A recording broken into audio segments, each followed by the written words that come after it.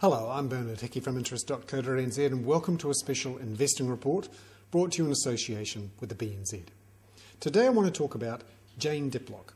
She's the chairwoman of the Securities Commission. She's been there since 2001.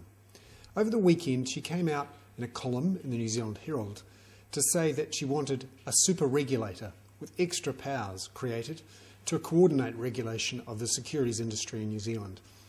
She argued that without this super regulator, we continue to risk the problems that caused the collapses of finance companies and the loss of over $3 billion of mums and dads' money.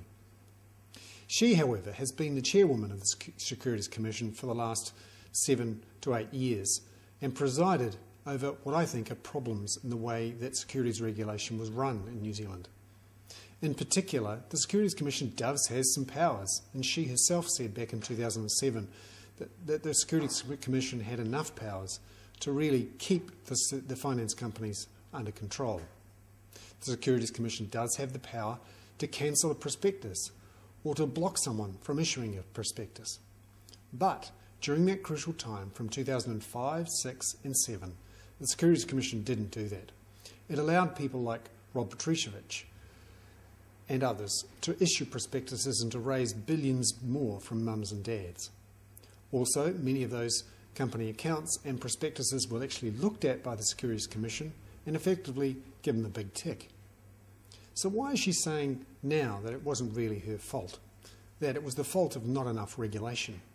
And that if she'd had her way, she would have had more powers to be able to crack down on finance companies?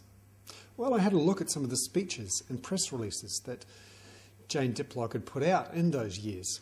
And it's clear to me that even though she was saying the Commerce Commission didn't have some powers, she didn't seem to be pushing that hard to get them. Also, the warnings put out by the Securities Commission in that period, particularly in 2006, immediately after the failure of Bridgecorp, weren't that strong.